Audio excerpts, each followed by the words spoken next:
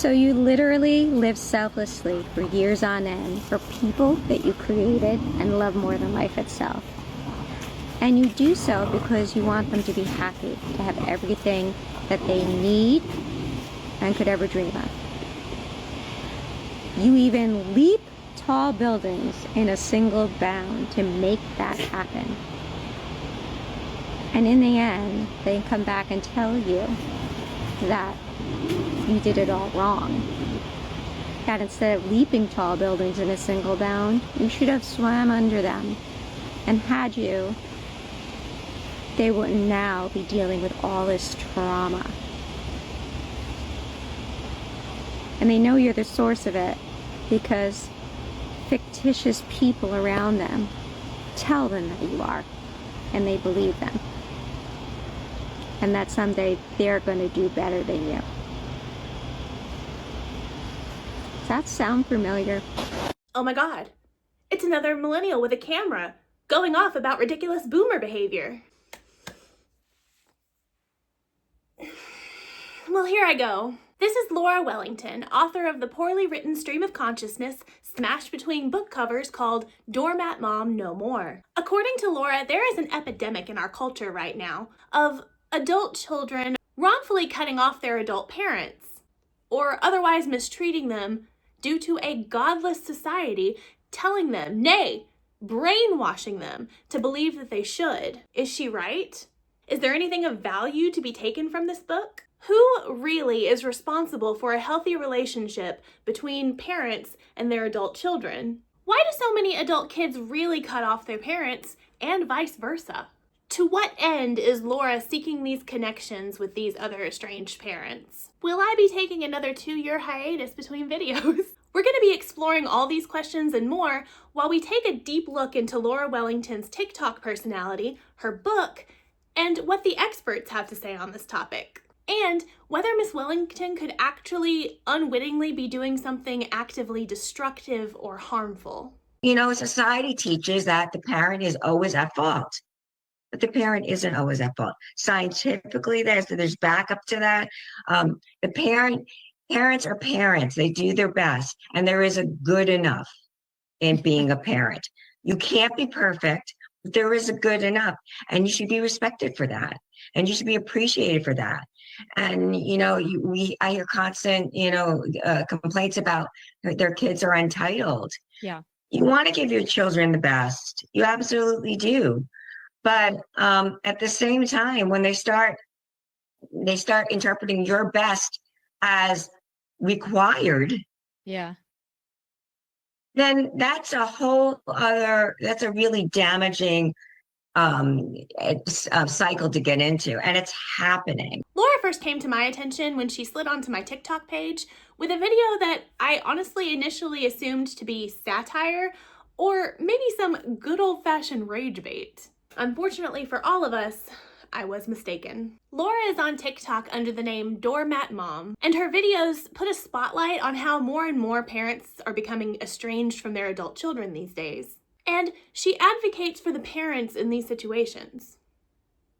Exclusively. She promotes her book on her platform, as you do, encouraging estranged parents to read it because she knows the real deal, and she says the quiet part out loud. I recently received a note from a parent who told me that she read every possible book on parent-child estrangement available.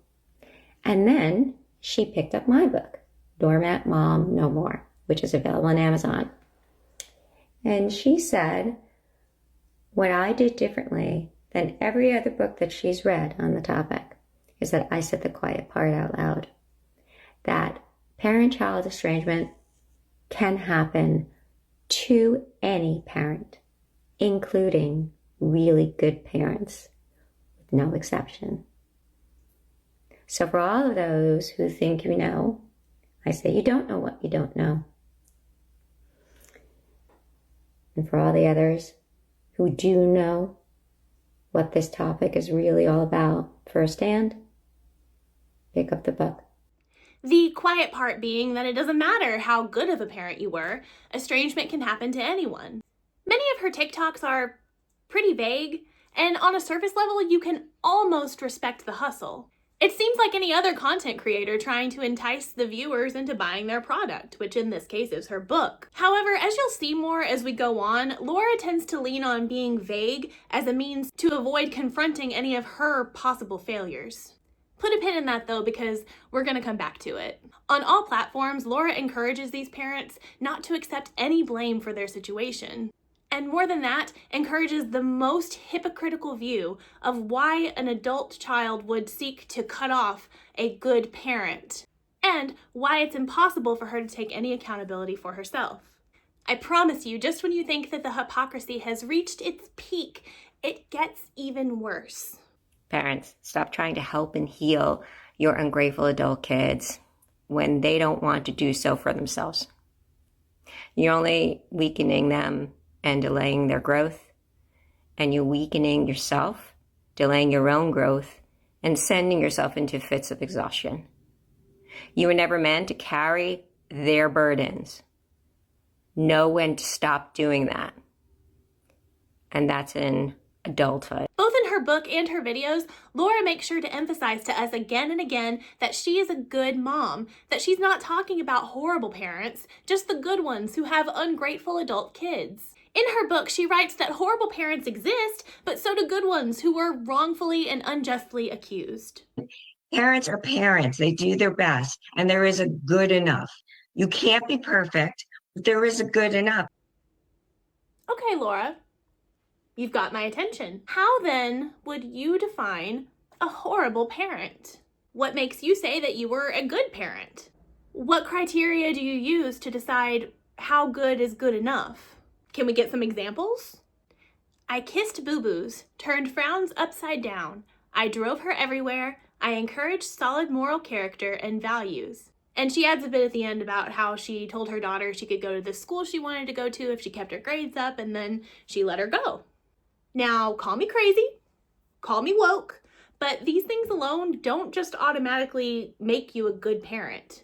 Like, sure, a horrible parent isn't going to probably care whether their kid is crying and probably isn't going to step in to comfort them. A horrible parent may not care about what their kid eats or whether they're going to a good school, which is, I'm pretty sure, the point she's trying to make here. The fact is, though, that doing these very basic things alone don't make you a good parent. Being a good parent is so much more than making sure your kid's basic needs are being met. The way that Laura describes her good enough is like saying that because she put a roof over their head and food in their bellies, she was super mom. That's literally how she describes it. She's essentially making the argument that if you were a good parent, your kids owe you their respect, obedience, and loyalty even into their adulthood. A huge part of the ballooning of the estrangement epidemic between parents and adult kids today arises from society teaching these young adults that parents should be seen and not heard. I wonder why they would be doing that.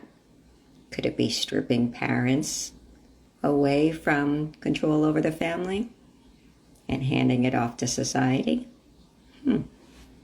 Okay, but what is good enough then, ma'am? That's a pretty subjective thing. For example, a parent could think that they did good enough because they gave their kid a floor mattress, fed them a slice of bread and a glass of water every night, and only beat them when they really crossed the line. Others might think they did good enough because they didn't make their kid do all the household chores throughout their whole childhood, as long as they start paying rent when they turn 18. What I'm trying to say is, where is the bar, Laura? What separates, in your mind, the good parents from the good enough parents, and the good enough parents from the horrible parents? She won't be enlightening us any further.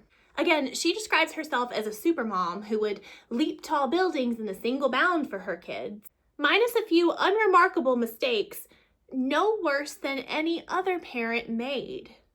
Yikes. And therefore undeserving of the estrangement from her kids. Now, while she might be described as vague as to what made her such a good mother, she's even worse about defining for us what unremarkable mistakes means to her. No worse than any other parent would make is really all we get. Right. What do you mean though, Laura? We can't get behind you or see your side of things when you do this. Mistakes no worse than any other parent would make could mean just about anything depending on what parent you asked. It could mean whooping them with a belt when they got out of line, to leaving them in the hot car in the summer, to forgetting their birthday that one time, to maybe saying bad things about your own body or theirs or your spouse that you maybe shouldn't have said in front of them, or giving them internet access. A parent could, in theory, do all of these things while still kissing their boo-boos and driving them where they need to be, taking them to school. I want to be clear, I'm not accusing Laura of any of these things. I'm just making a point that we have no way of knowing what she considers an excusable mistake. Now, she does this as a way to let the reader insert what they think that she means. She lets the reader insert what they think that she means so that she doesn't have to defend herself against anything specific. It's devious. Genius, even. And I don't respect it. It lets the reader sort of self-insert and project themselves onto the situation, and that's not a good thing.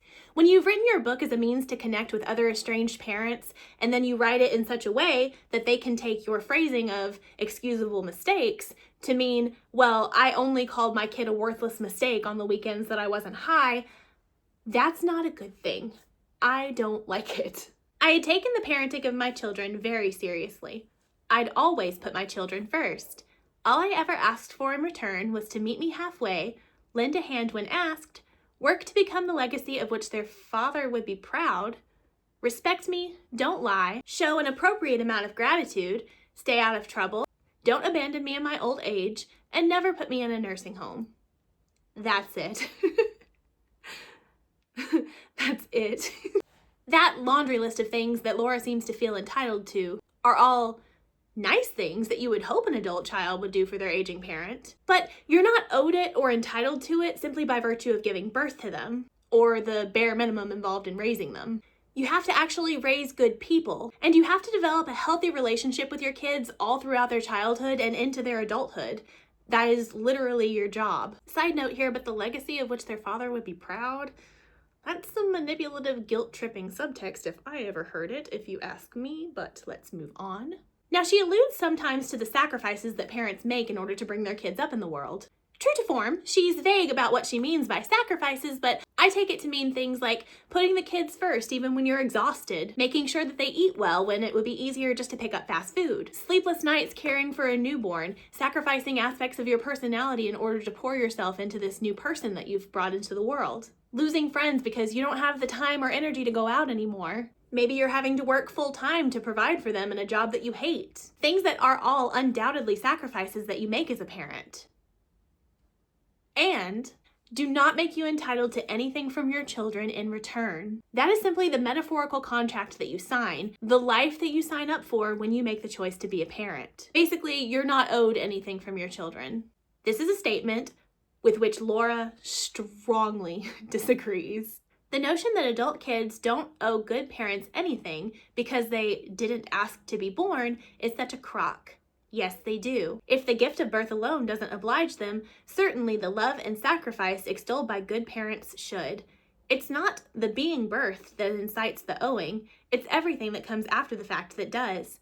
No one's parents asked to bring them into the world, but that didn't discourage generations of adult children from the obligation of behaving gratefully or respectfully. This particular quote really stuck out to me because, again, here she's making the argument that children owe their parents respect when they're good parents. Remember that. And because she brings up previous generations being obligated to behave gratefully and respectfully. Previous generations that were told to be seen and not heard. Teaching these young adults that parents should be seen and not heard.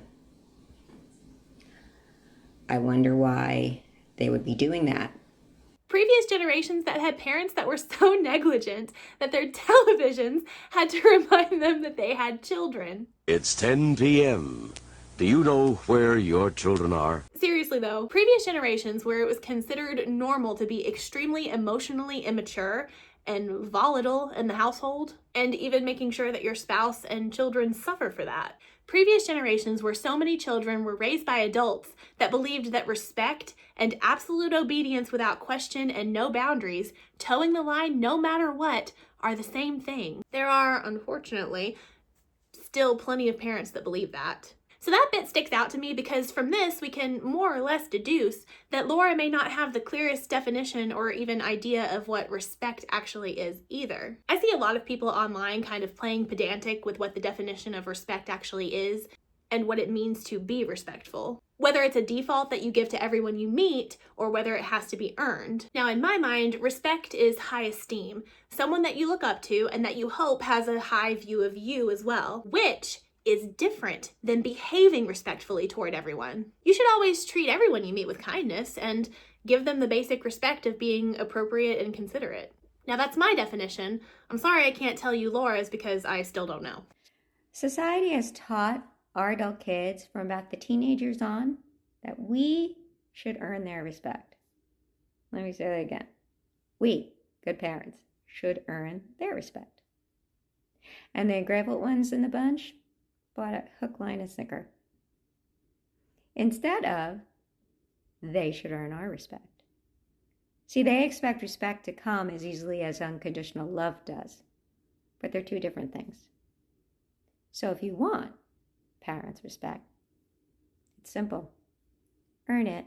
Okay, this is particularly galling to me because she's demonstrating here that she doesn't really, in her mind, see children of parents, whether they're adult or not, as people. Stay with me. She doesn't see adult children as whole other human beings that are now her peers. She keeps them at a sort of infantilized distance in her mind so that she doesn't need to treat them as any other adult that she would just meet on the street or in the workplace or someone else in her family. They are her children, therefore they are less. They'll always be your children, therefore you must expect the same behavior they had always given you through their childhood. Ergo, their unquestioning respect and loyalty and obedience. They will always be your children, therefore you must always expect the same behavior toward you that they gave you when they were still children. Obedience, looking to you to be their guide, trusting you implicitly and depending on you. The fact is, adult children are exactly that, adults. They will respect you as long as they deem you a person worthy of respect. Just like for anyone else you might meet. It's not different. Just like for anyone else you might meet and anyone else that you would hope to share a relationship with. I don't want to harp on my next point too much because I feel like it distracts from the overall core of what I want to talk about here. But I feel like it's important at this point to note that a lot of Laura's views on this particular subject come from her background beliefs as a Christian. There is great ignorance in believing that you don't owe your parents anything because you didn't ask to be born. What about honor thy father and mother so that thy days be long in the land that the Lord thy God hath given thee? That's not just a biblical saying. It's one of the most important ones because in that statement alone, we teach children to guard their own survival. Because in the owing of each other, we sow seeds for humanity to continue to exist individually, within families, and within communities. And when you stop teaching that, and these ties get shred, you welcome your own extinction. And in her book, she writes that God told us to honor our parents, but, this is important, never said anything about honoring them if they are worthy. Because again here, she's making the argument that children owe their parents respect when they're good parents. Remember that. Now it's pretty hypocritical seeing as how an excerpt from her own book that we read just a little bit ago says, the notion that adult kids don't owe good parents anything is such a crock. If the gift of birth alone doesn't oblige them, certainly the love and sacrifice extolled by good parents should. So which is it? Is it irrelevant whether parents were horrible because God told us to honor them no matter what, with no caveat saying if they are worthy? Or is it only good parents that are owed because of the love and sacrifices that they made? The everything that comes after the fact that makes a child in debt to their parents and owe them their honor and respect? Is it being born that obligates children like God said, or is it the everything that comes after like you said? Now, to be fair here, this whole book reads like an angry rant, so I don't think we should give too much attention to this little discrepancy. There's a lot of other things to unpack here, but I couldn't just not mention it. I couldn't. Secondly, an argument can definitely be made that in the Bible, God says that parents are supposed to respect their children as well. Disclaimer, I'm personally of the opinion that using the Old Testament to justify your actions and also claiming to be a follower of Jesus is a little weird. That doesn't make a lot of sense to me, respectfully. But since that's the source that Laura is pulling from for her information, I feel like it's necessary to pull from the same source in order to properly discredit her arguments. So we agree.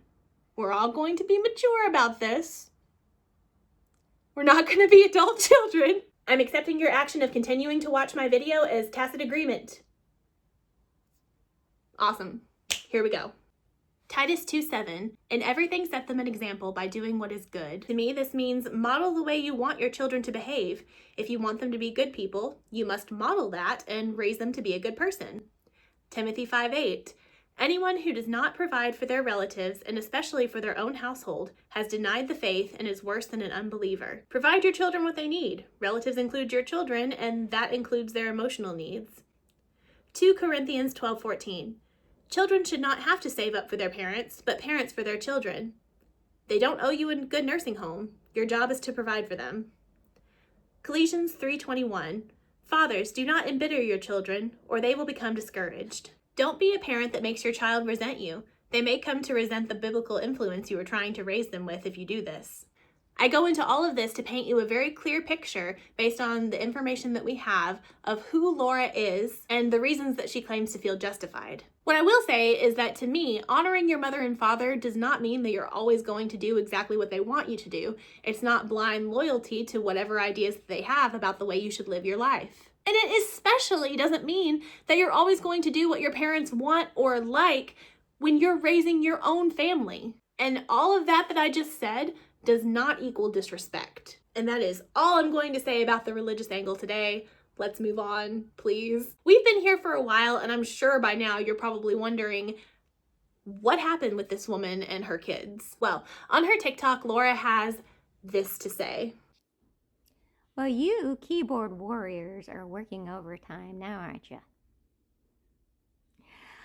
This comment here, though, this I respect. Because she's right, I haven't shared my story. And I haven't because I had to get through a very painful moment in it before I felt ready to do so. And I did that last weekend. So now I'm ready to share. But as a writer, my most effective means of communication is by writing. So I put my story here. If you legitimately want to know my story and why I began Doormat Mom No More TikTok and Doormat Mom No More Facebook group, read it. I welcome you to read it. And you'll understand why these comments that these keyboard warriors are leaving, they don't faze me. For everyone else who chooses just to troll for the sake of trolling, thank you. Thank you for legitimizing what I'm doing here. And, by the way, I'm not a boomer. I'm Gen X.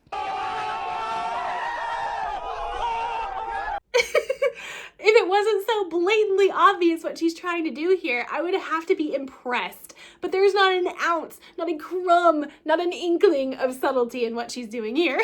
She wants people to buy her book in order to get the story. She wants people to buy her book in order to get the story of what started this whole thing. The TikTok page, the book, the Facebook group. To find out what happened between Laura and her kids, to get this crucial bit of information, to know whether or not this is someone you would even want to take advice from, you gotta pay the toll. It's just funny to me. And I'll tell you right now, the people who bought her book to get this backstory really deserve their money back. In her book, she tells us that she has a youngest daughter that moved to Australia. There, her daughter met and fell in love with her fiance, now husband, and all of this started from wedding plan drama. Because Of course it did. Classic. She starts telling us the story of the falling out between herself and her daughter, all starting with the daughter sending her pictures of wedding dresses that she was considering. My youngest daughter sent me photos of a few wedding dresses that she chose to try on during a stop in her travels. I thought the designs that she opted for were a bit too revealing, thinking that her two brothers, as well as her fiancé's parents and brothers, would be in attendance on the day. As her choices challenged my comfort level, I felt that it would be even worse for those noted above. It was my opinion, the same one that I thought she'd been asking for. She goes on to tell us that her opinions weren't very well received and that you'd have to be an idiot to think that she would ever call her daughter fat, and that her daughter was very angry. It sucks that we have no way of hearing the daughter's side of this story, but from this exchange, I feel like it's fair to assume that what could have happened here was that because, as we know, this mother is very conservative, she likely thinks that dresses that show off a little bit of hip, a little bit of cleavage, maybe even some shoulder, are inappropriate, too revealing, or sexually provocative. A dress style that hugs a woman's body and shows off her figure might be considered inappropriate to her because there's other men at the wedding, like her fiancé's family, the bride's brother. Wait, her brothers? Oh! Also, speaking to personal experience, having spent a lifetime going through similar things like this, having always been a thoroughly curvy woman myself, I know firsthand how a dress that could be considered perfectly fine on a thinner body can be perceived as being more revealing or inappropriate when hugging the curves on bigger titties and bigger hips. And if that is what happened here, it would make sense that the daughter jumped to the conclusion that because her mom said that it wasn't an appropriate dress, that she was basically insinuating that she was fat. Especially if this is something that's come up before and is a sensitive topic already between them. That's just my speculation. Take it with a grain of salt. We have no way of knowing at this point what the daughter looks like or what the conversation actually was, because Laura will never tell us specifics of what word for word was said, which, if you ask me, is telling. I refused to agree, but I let it go. When, during a subsequent conversation, I reminded her of my position historically on such things, so being conservative, I didn't apologize for calling her fat. That would have been extremely disingenuous of me to do, as those words had never crossed my mind, nor even my lips. What I did do instead was take responsibility for what I'd actually said and left her to contend with what she heard. This is part of what I mean when I say that this book sounds like an angry rant more than anything else. Bear in mind here that I am cutting the fat and leaving out a lot of rambling and poor writing. Aside from the context of what happened between Laura and her daughter, there isn't much that you'll get from this book that you wouldn't just as easily get by scrolling through her TikTok account. Anyway, later she writes that she mentioned to her daughter's fiance that she would be coming to the wedding in Australia, which isn't something that her daughter planned for. And it's extremely important to note here that there were always plans to have two wedding celebrations, one in Australia and one in the US. Probably so that the entire family could celebrate their wedding with the bride and groom being the only ones needing to deal with the headache of travel, and that way it wouldn't be on the couple to figure out accommodations for everybody that would be traveling around the entire world to come to their wedding. I think this was a good idea. Weddings are crazy and stressful enough without having to worry about where you're going to put your guests. And then suddenly mom announces that she's coming to the Australian wedding, which I'm not faulting the mom for wanting to do. If it was my kid, I'd definitely want to be there for both celebrations. Her daughter, who is already dealing with normal wedding stress, is kind of thrown off and oh my God, because it's a wrench in the plans that she already had in her mind. And now she needs some time to just figure out the best way to handle that. Reasonable. Knowing that I would be hosting a second gathering to celebrate the happy event at home as well, she had not anticipated me attending the ceremony there too. As the conversation unfolded, it led me to conclude that she didn't want me in Australia among the other guests. In a sudden turn of events, she said, "You know I love you, right?" She continued by saying that she recently began realizing that she needed to do a better job taking care of me, her mother. Needless to say, I was startled by her words. I hadn't expected them, nor such deep-seated insight as this. Thoughts that she was finally maturing into the type of person that I had worked so hard to cultivate, flooded my head. At 25 years old, she seemed to be waking up. She tells us that her daughter basically needs to think it through as far as whether or not she thought her mom should make this long journey to come to the first wedding. The idea that she had to think about whether or not I would be allowed to attend her wedding in Australia was gobstopping. I committed to quelling these disruptive thoughts for the moment, trusting that my daughter would ultimately come to her senses. I might even receive those obscenely infrequent 2 little words, "I'm sorry," I thought to myself. That's how much I trusted my daughter and the bond that I thought we shared. So what the book tells us, by virtue of both what it does say and what it doesn't say, is that Laura's daughter never actually said that she didn't want her there, but that she needed to think it through when, obviously, it seems like it would be easier for everyone involved if they stuck with the original plan, had her mother stay in the US and not come all the way to Australia, just to then go back home and immediately start getting ready for this second wedding celebration. Laura even tells us that her daughter phrased it as, "I need to do a better job taking care of you." And it seems obvious that she's at least somewhat sincere. No matter how rocky their relationship may or may not have been up to this point, she's still clearly including her mother in her plans. She's sending her pictures of the wedding dress and talking to her. It seems like she's talking to her mom pretty often throughout this whole process. And really, she may have even been a little bit worried about her somewhat older mom making such a long journey, traveling that far and then traveling back only to host a whole other party. There was a noticeable discomfort in her body language and a serious expression on her face. She told me of her decision not to include me on the guest list of attendees at her wedding in Australia. When I woke up the next morning, I did so with one thing on my mind. I simply had to withdraw my blessing. Now my blessing remained entangled in this ridiculous ruse, and I needed to cut it loose. Truthfully, how could they expect otherwise? I wouldn't allow this very sacred gift that I alone could give to be sullied. There was just too much meaning attached to it, including that of the continued respect and honor that I held for my late husband. In their recklessness, they had offended him too. The entire escapade was completely intolerable, and it wouldn't be allowed to stand. Oh no. Anyway. Seriously though, this is incredibly self-centered and self-important language. She really doesn't ever once look outside of herself to the bigger picture, and takes from what we can see to be probably legitimate concerns from her daughter and twists it to mean that somehow now she's the victim of a hateful narcissist.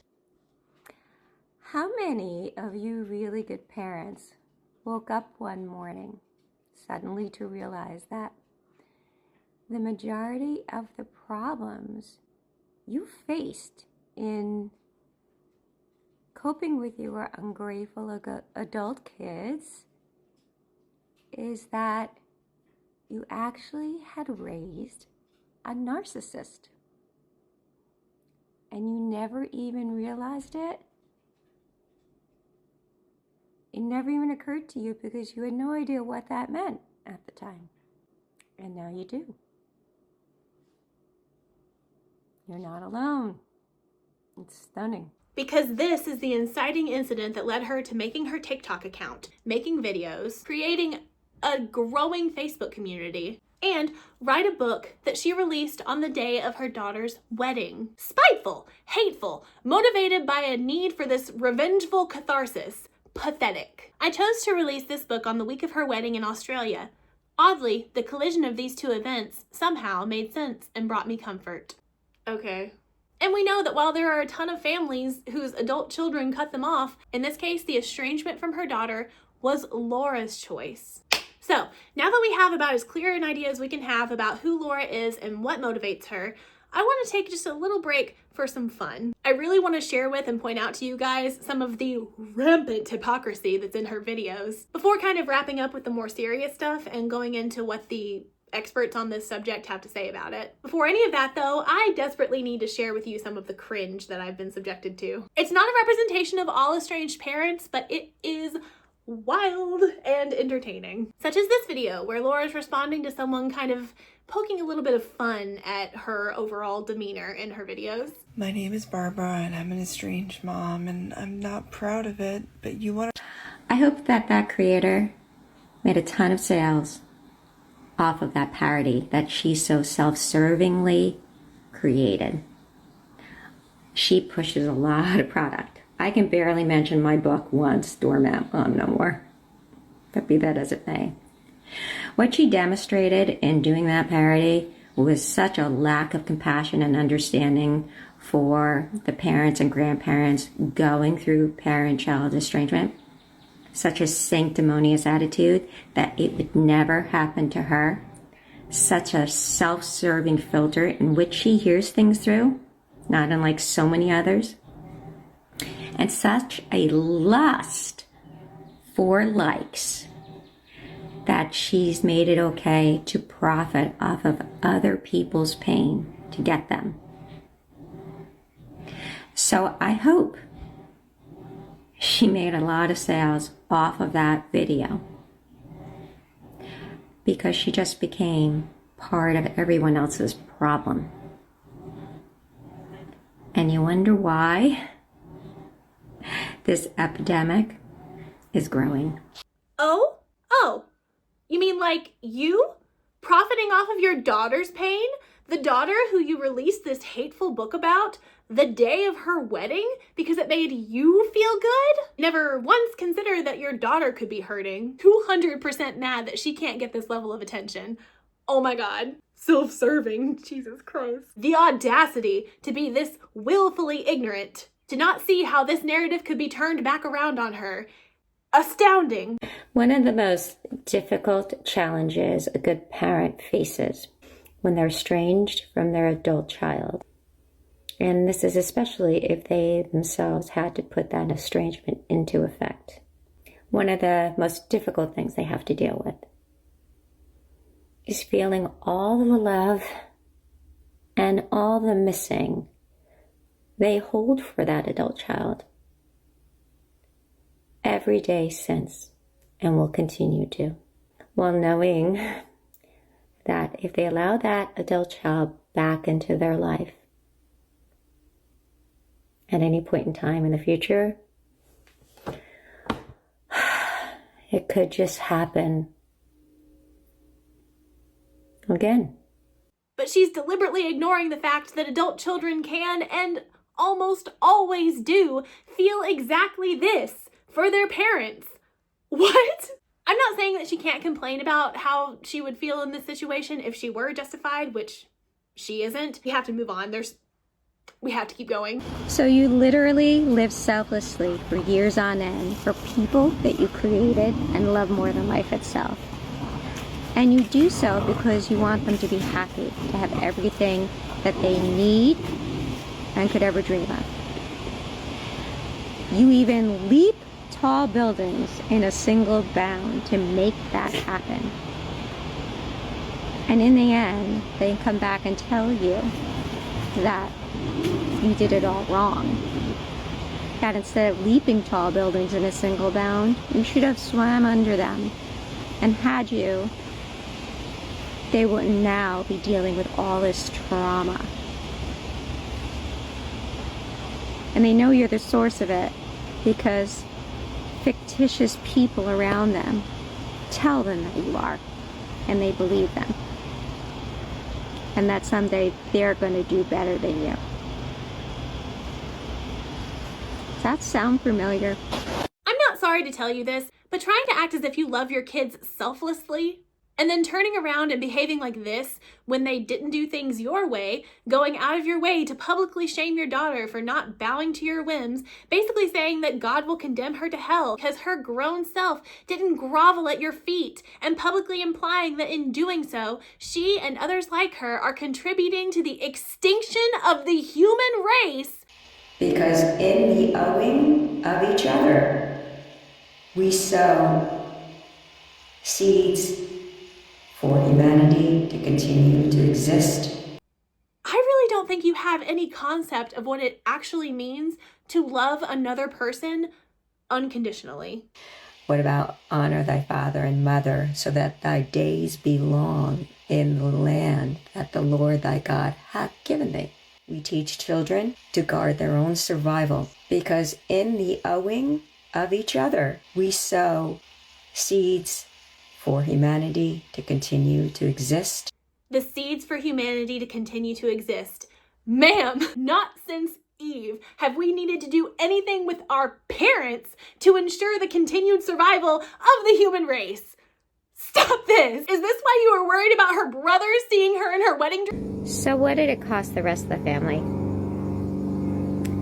The ounce of flesh these ungrateful adult kids took out of not just mom and dad's backside, but their siblings. What did it cost? Because there's a price.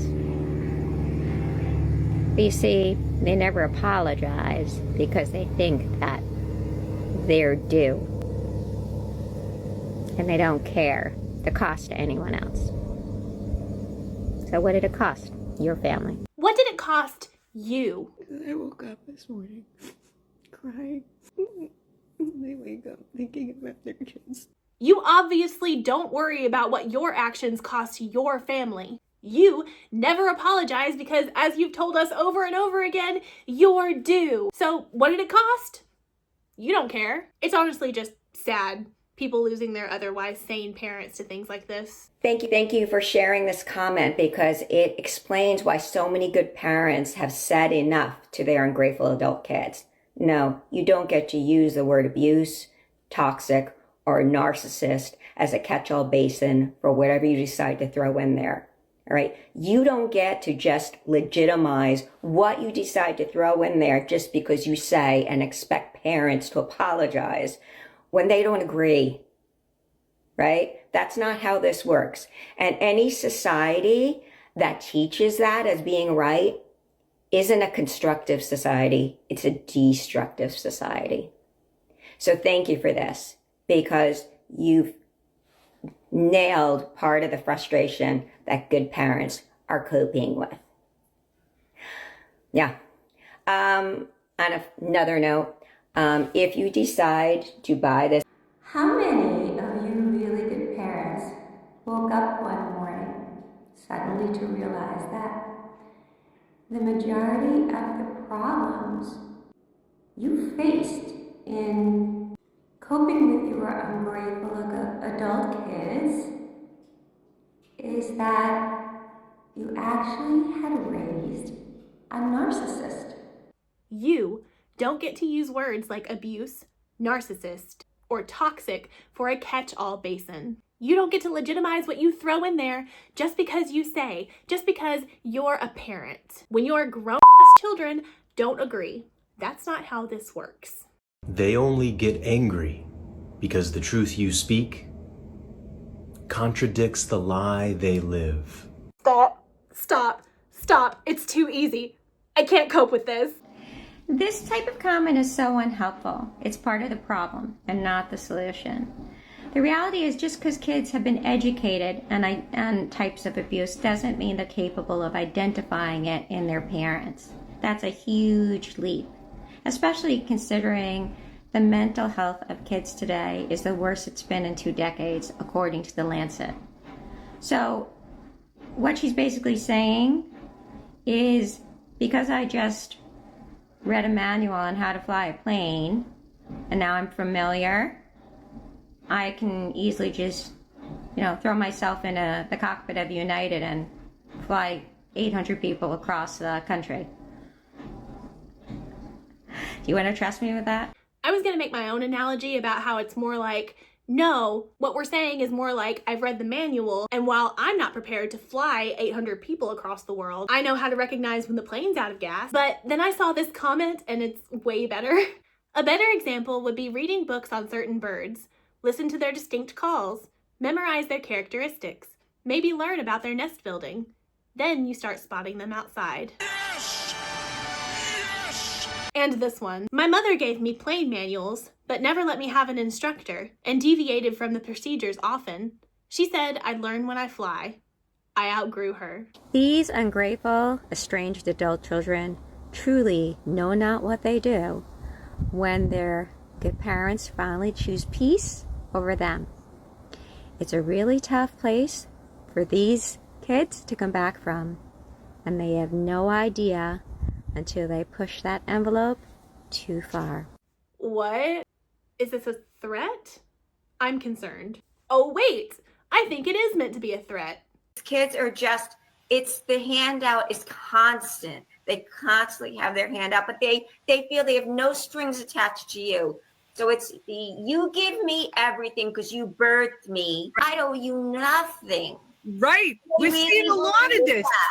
They really, really believe, like, it's not Sure. And I was put out a video today.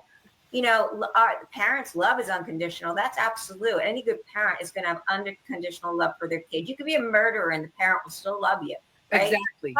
But relationship is a two-way street. And when there's an adult child and a parent, that relationship is a two-way street. So, you know, like any other relationship. And if you don't understand that, you're not an adult, you're a child.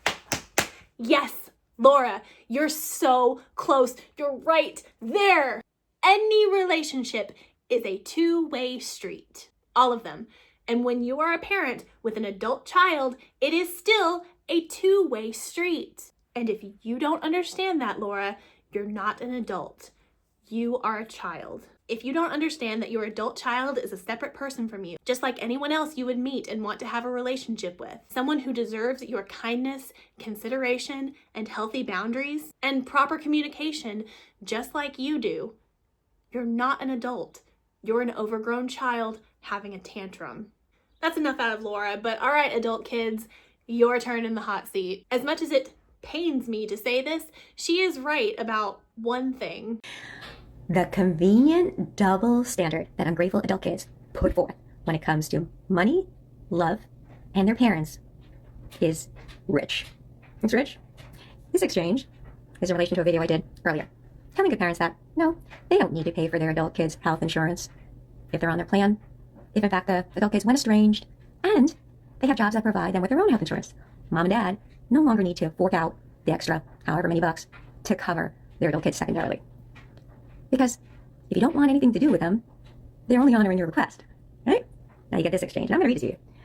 I wouldn't not pay regardless. I will show my love whether they like me or not. Next response. Common sense response. How does money equate to love? Not paying? If they are old enough to provide their own insurance, how is it unloving to allow them to pay for themselves? Good question. Especially based on what so many adult kids put forth. Yup, it's unconditional love, said the next responder. Finally, you are a good mom. So wait.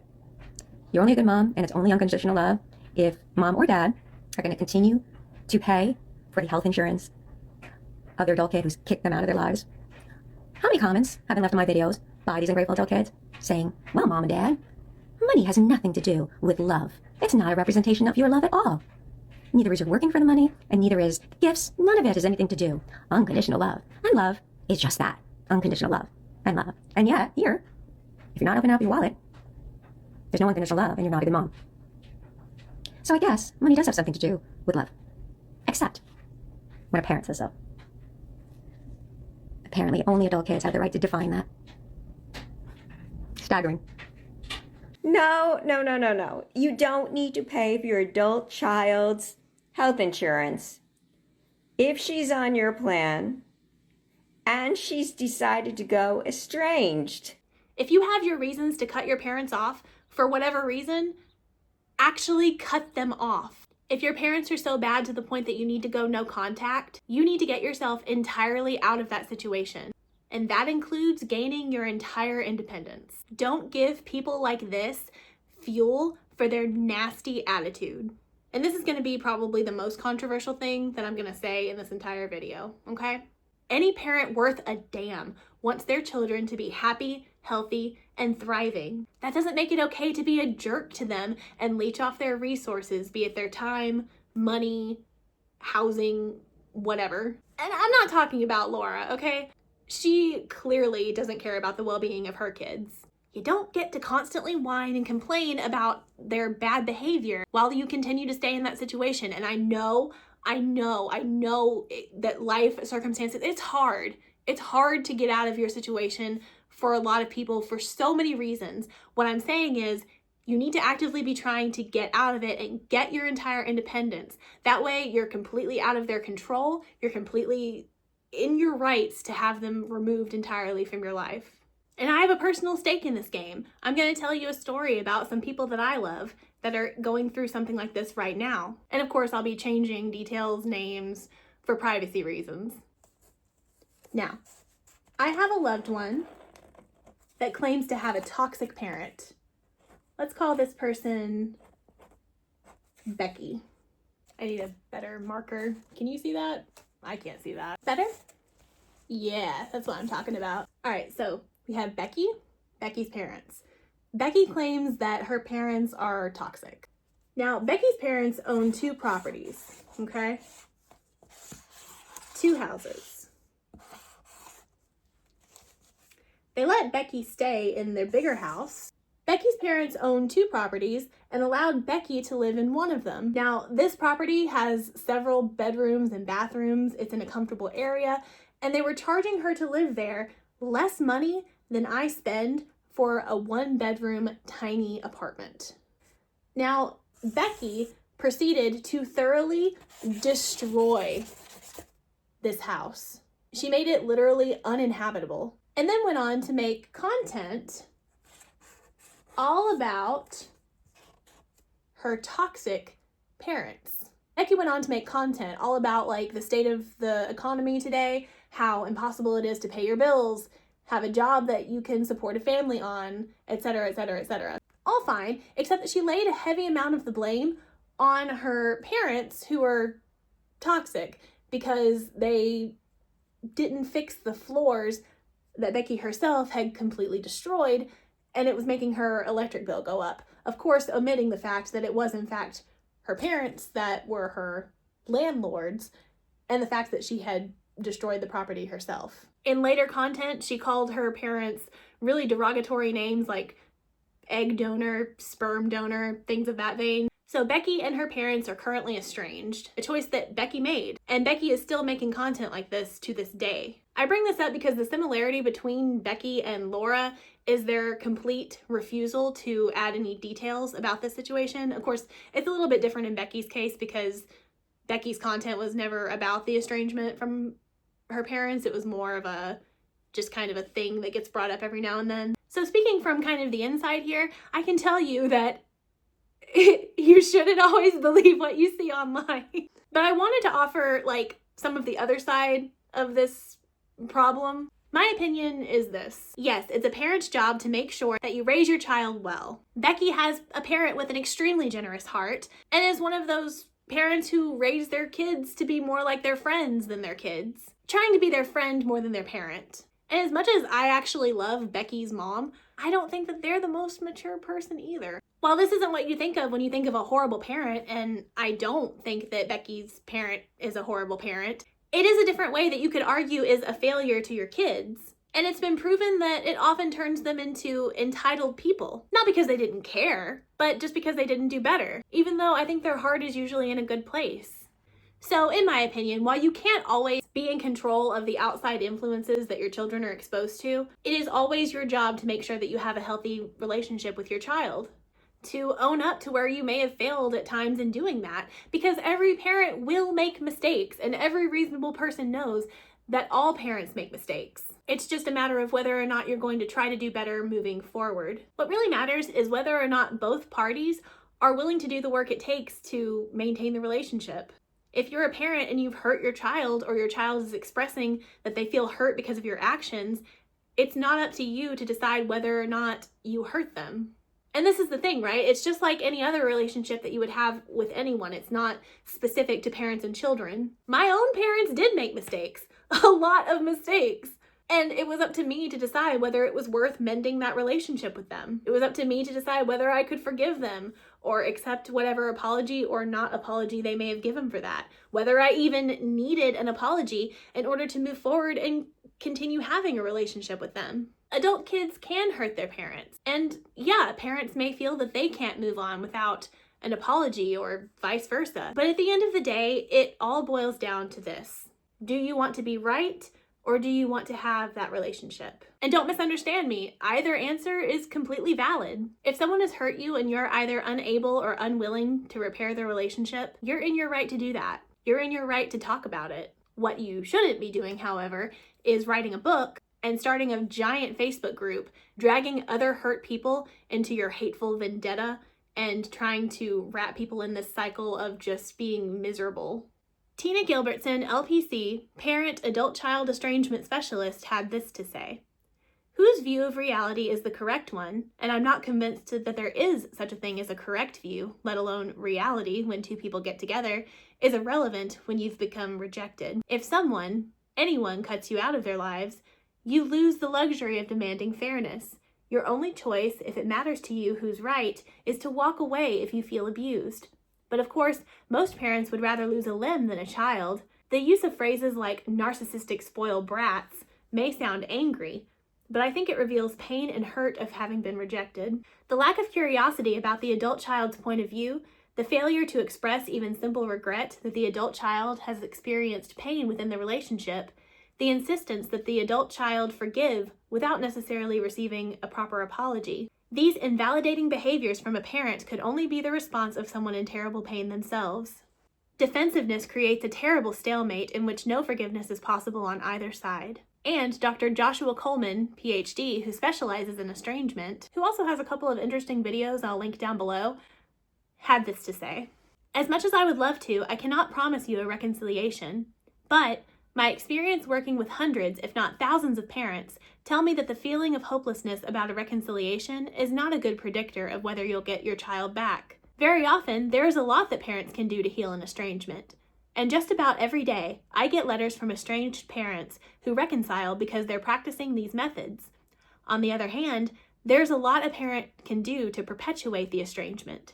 You should know in advance that while I don't share the cultural assumption that parental estrangement is always the parent's fault, I believe that parents often have to work harder than they might want to in order to heal an estrangement. I have fired parents who weren't willing to do the hard work that is required for reconciliation, and I've had parents fire me because I insisted that they work harder to reach out to their adult children and not just blame them for the estrangement. I have never seen a reconciliation happen without the parent at least being willing to look at their own part in why the adult child has created such a powerful form of distance between themselves and the parent. I will say, though, that Dr. Joshua Coleman, in one of his videos, also said something that I think is very untrue, which is that our culture today has adult children like my age, like the millennials, culturally thinking that any parent who makes a mistake has no right to be in the kid's life, which I think is completely absurd, but the rest of this tracks. My concern is that Laura could be doing a lot of harm to a lot of people by spreading this hateful and vindictive attitude, telling hurting parents what they want to hear, and influencing them against their children who they may have even had a chance of reconciling with, and thereby possibly go on to have a relationship with their children and grandchildren. Oh wait, Laura has things to say about that too. There's a new thing going around where estranged adult kids who have kids are creating lists. And they're giving those lists to their parents prior to allowing them to see their grandkids in their parents' home. And those lists are pretty intense. And it's interesting because on one hand, I see the attempt at allowing the parents, the grandparents, to see the grandkids. And I love that. But the problem is you can't micromanage a grandparent/parent in their own home. You can caution them if there's like a safety issue, like if the child is allergic to apples, they need to know that, right? Obviously, so they don't give them apples. But if you're allowing your child to go over to the grandparents to stay by themselves, and you feel the need to micromanage that, don't allow them to go, because you're setting the grandparent/parent up to fail. You are. Instead, I would say, take the list and that which applies to your home. Invite the parent/grandparent over to your home and go through what applies at your home, right? And agree on how you're going to handle each of these things ahead of the game. However, you can't anticipate everything. So for instance, if you're the grandchild, it says to the parent, even in your own home, you're shit, and you think that's fine, but the grandparent obviously does not. If you haven't worked that out ahead of time, anticipating basically everything. The grandparent does have a right to say, hey, even if one of your contingencies is don't parent the child, she doesn't have to sit there and be called a She doesn't. She can say something because that's a basic human right. Or she can just get up and leave. I am so curious about how Laura would have reacted if someone told her that she didn't have any rights to make the rules about what was around her kids under any circumstances. A parent's first and most important job is to protect their children. If you're a grandparent who thinks that they're allowed to do whatever they want because it's your house and you're an exception to the rule, that's a really quick and easy way to tell the parents of your grandchild that you're not a safe person and you're gonna lose access to your grandchild. But no, in her mind, you have to earn the right to decide what's best for your own family and children. Being a daughter-in-law today is no harder than it was being one yesterday. Merging into a new family, getting to know your in-laws, everybody settling in. No harder today than it was yesterday. We understood that the letter I fell in the middle of the word family, marriage, and unity. The middle. And that's where we came in. We came in the middle of a family story and in the middle of two families coming together. And we knew that we could either be the glue in that middle or the dynamite. Now, if we chose to be the glue, we were telling our spouse and the larger family that we respected and put them ahead of ourselves out of love for our spouse. If we chose to be the dynamite, we were telling everyone in the room that we came before everyone else, including our spouse. And that is what's contributing to this estrangement epidemic happening today. Because so many daughters-in-law are choosing to be the dynamite. Because instead of realizing that they're in the middle of the larger family, they believe they should be at the head, a place they haven't earned yet. And then they wonder why they blow up themselves in the end. You're the middle.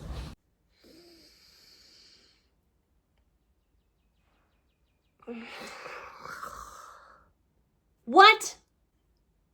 No. Absolutely not. I'm going to hold your hand when I say this, okay?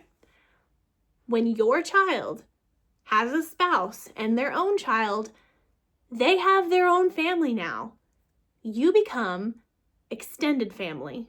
This is another weird example of how Laura seems to look at adult children as both adults and children at the same time.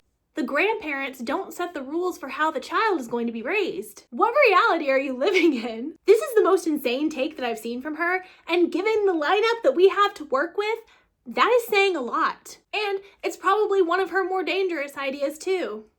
In one of her TikToks, she advocates for this screen cap behind her that says, "The Queensland government in Australia are holding an inquiry into elder abuse.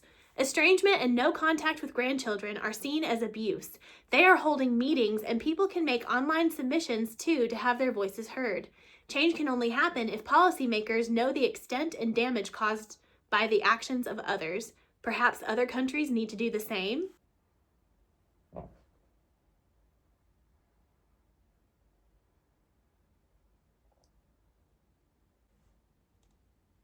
Absolutely not.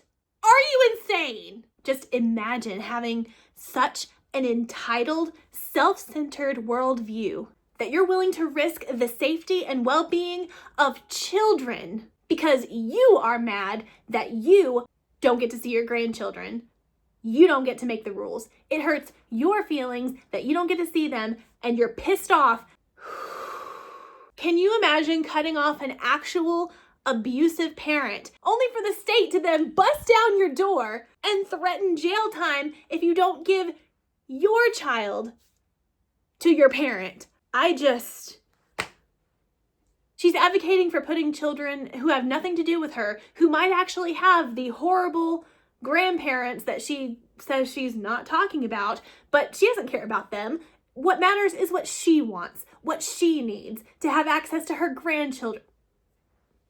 I can't, y'all. Attitude problem and a choice. Plenty of very busy generations before you included their parents in their lives actively with their grandchildren.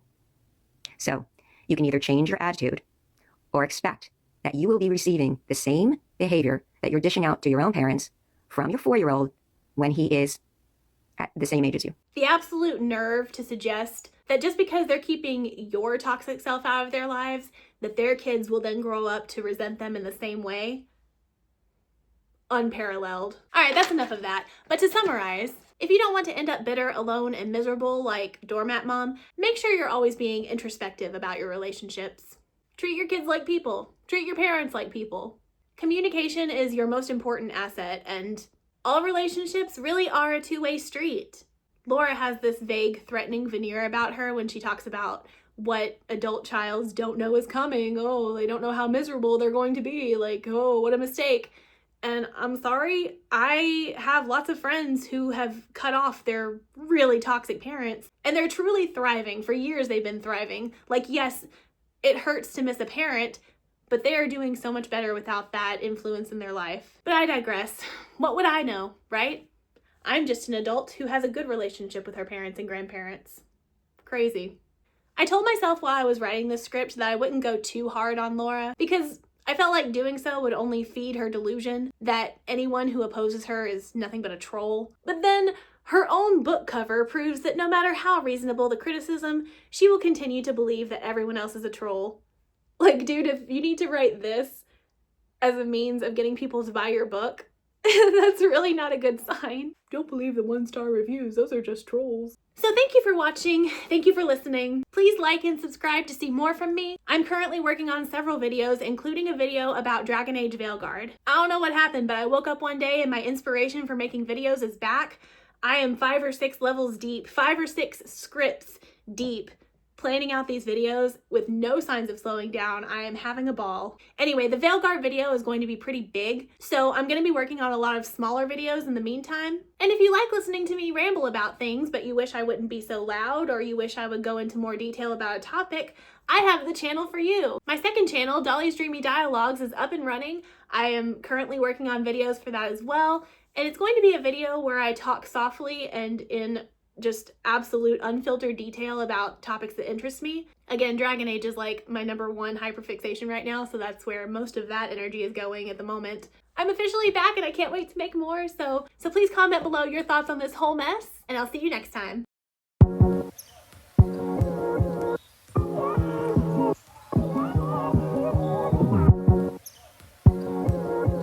Don't believe the 1-star reviews, those are just trolls, and it's all the more reason you should buy my book. Whatever.